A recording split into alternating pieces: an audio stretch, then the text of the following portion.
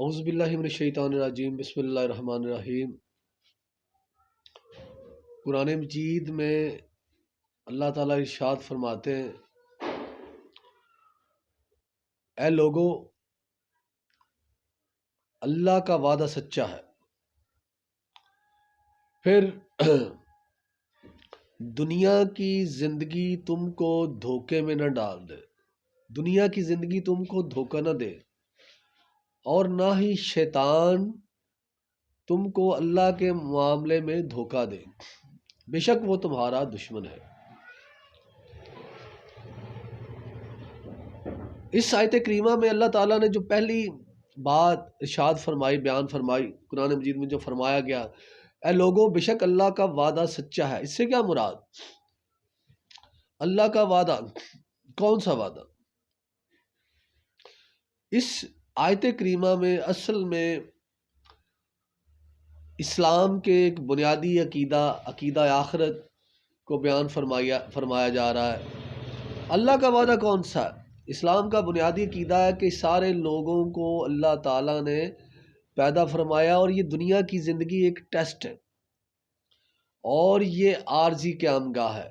انسانوں نے ہمیشہ یہاں نہیں رہنا، تھوڑی دیر کے لیے، جیسا کہ قرآن مجید میں ایک جگہ اللہ تعالیٰ ارشاد فرماتے ہیں، هو الذی خلق الموت والحیات لیبلوکم ایکم احسن عملا۔ وہ اللہ جس نے زندگی اور موت کو پیدا فرمایا تاکہ تم کو آزمائے کہ تم میں کون اچھے عمل کرتا ہے۔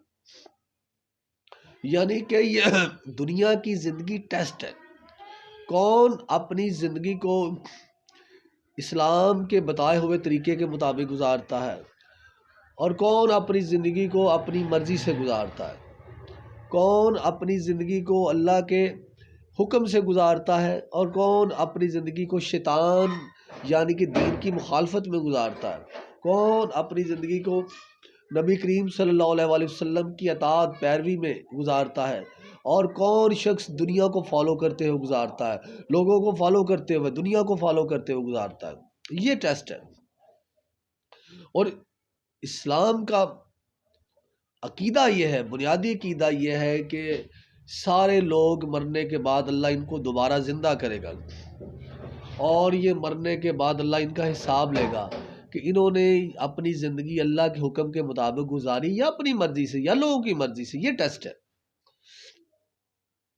جبکہ مشرکین مکہ، کفار مکہ، ان سے پہلے اور ان کے بعد بھی جتنے بھی کفار ہیں، وہ مرنے کے بعد دوبارہ جو جی اٹھنے کا انکار کرتے ہیں، وہ کہتے ہیں یہ سب پاسبل نہیں، کیسا ہو سکتا ہے کہ جو ہڈیاں مر جائیں، جب انسان مر جاتا ہے ہڈیاں وہ سیدھا ہو جاتی ہیں، تو وہ کیسے جی سکتا ہے؟ تو اللہ فرماتا میں ایسا کر سکتا ہوں۔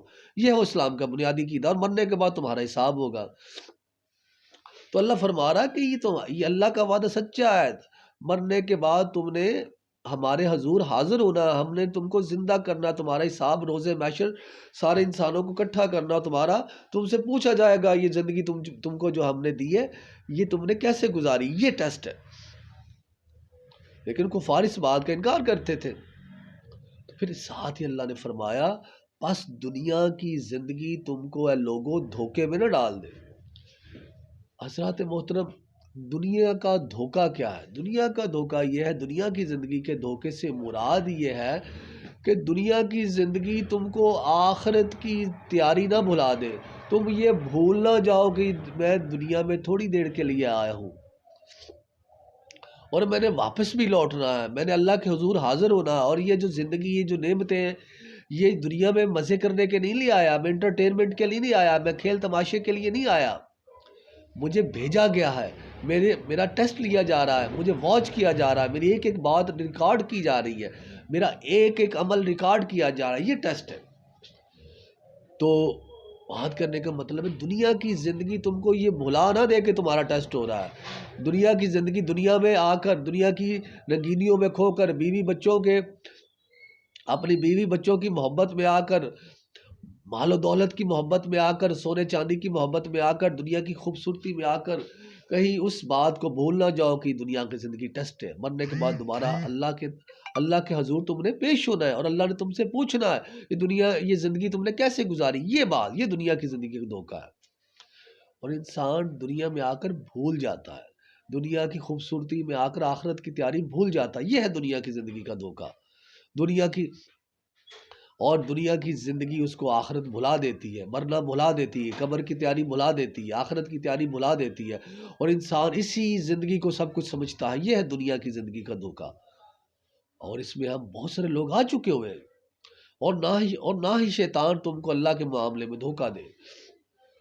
اس کا مطلب یہ ہے، شیطان کا اللہ کے معاملے میں دھوکہ دینے سے مراد یہ ہے کہ شیطان تم کو اللہ کے حکم چھڑوا کر تم کو نفس کی بندگی پر نہ لگوا دے۔ شیطان تم کو اللہ کی بندگی سے چھڑوا کر نفس کی بندگی، نفس کی اطاعت، نفس کی پیروی پر نہ لگا دے، خواہشات کی پیروی پر نہ لگا دے۔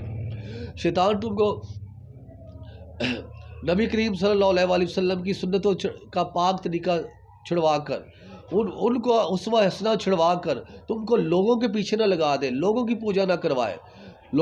شیطان تم کو اللہ کے حکم کو چھڑوا کر، اللہ کے دین کو چھڑوا کر، اللہ کی مرضی کو چھڑوا کر تم کو لوگوں کی مرضی کے پیچھے لگا دے، ان کی اطاعت کے پیچھے لگا دے، ان کی غلامی کے پیچھے لگا دے، اور تم یہ دیکھو کہ اللہ کا، تم یہ دیکھنے کی بجائے کہ اللہ کا حکم کیا ہے، تم یہ دیکھنا شروع کر دو لوگ کیا کر رہے ہیں، لوگ کیا کر رہے ہیں، لوگ کدھر جا رہے ہیں، لوگ کیا کہیں گے۔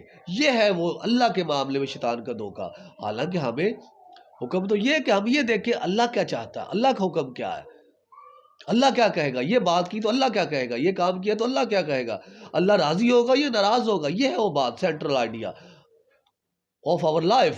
ہماری زندگی کا مرکزی نقطہ تو یہ ہونا چاہیے، جبکہ آج ہمارا یہ کہ ہم دیکھتے ہیں لوگ کیا کہیں گے، یہ بات کی لوگ کیا کہیں گے، یہ کام کیا لوگ کیا کہیں گے، یہ فیصلہ کیا لوگ کیا کہیں گے۔ اللہ کو ہم نے اپنی زندگی سے نکال دیا۔ یہ ہے وہ شیطان کا دھوکہ اللہ کے معاملے میں۔ حالانکہ ہم نے تو یہ دیکھنا ہوتا ہے کہ اللہ کا حکم کیا ہے، لیکن ہم یہ دیکھتے ہیں لوگ کدھر جا رہے ہیں۔ ہم نے تو یہ دیکھنا ہوتا ہے اللہ کی رضا کیا ہے، اللہ کا دین کیا کہتا ہے۔ ہم یہ دیکھتے ہیں لوگوں کی اکثریت کس طرف ہے، لوگوں کا فیشن کیا ہے، لوگوں کا ٹرینڈ کیا ہے، جدھر ہجوم جا رہا ہے ہم ادھر ہی جائیں گے۔ یاد رکھیے، ہجوم کے ساتھ اور بہاؤ کے ساتھ ہمیشہ صرف لاشیں بہا کرتی ہے، بہاؤ کے ساتھ صرف لاشیں بہا کرتی ہے، اور جبکہ زندہ لوگ، جب کوئی بھی بہاؤ ان کی اصل سے دور کر رہا ہو تو زندہ لوگ رجسٹ کرتے ہیں، اور زندہ لوگ بہاؤ کے ساتھ نہیں بہتے، وہ اپنی اصل کی طرف جا رہے ہوتے ہیں۔ ان کی نظر، ان کا سمت، ان کا سینٹر آف ایکشن، ان کا اپنی اصل کی طرف ہوتا ہے، اپنے مرکز کی طرف ہوتا ہے۔ وہ اپنے مرکز کی طرف جاتے ہیں، وہ بہاؤ کو نہیں دیکھتے، وہ اپنی اصل کو دیکھتے ہیں، اپنے آبجیکٹو کو دیکھتے ہیں، اپنے مقصد کو دیکھتے ہیں، اپنے مقصد حیات کو دیکھتے ہیں۔ جو چیز بھی ان کو ان کے مقصد حیات سے دور کرے وہ اس سمت میں نہیں جاتے، وہ بہاؤ کو نہیں دیکھتے، بلکہ وہ اپنے نظریے کو، اپنی سوچ کو، اپنے مقصد کو دیکھتے ہیں۔ وہ یہ دیکھتے ہیں صحیح کیا اور غلط کیا۔ اگر سارا بہاؤ معاشرے کا غلط کی طرف ہو تو وہ غلط کی طرف نہیں جاتے بلکہ صحیح کی طرف جاتے، خواہ وہ اکیلے کیوں نہ ہو۔ ایک بڑی خوبصورت کوٹیشن آپ سے شیئر کرنے لگا ہوں کہ معاشرے کے ہجوم کے ساتھ، لوگوں کی اکثریت کے ساتھ غلط راستے پر چلنے سے بہتر ہے کہ انسان سیدھے راستے پر اکیلا چلے۔ اللہ سے دعا ہے کہ اللہ تعالیٰ ہمیں دین کی سمجھ عطا فرمائے، اور دین پر عمل کرنے کی توفیق عطا فرمائے، اور دین کی روشنی پھیلانے کی توفیق عطا فرمائے۔ جزاک اللہ۔ السلام علیکم۔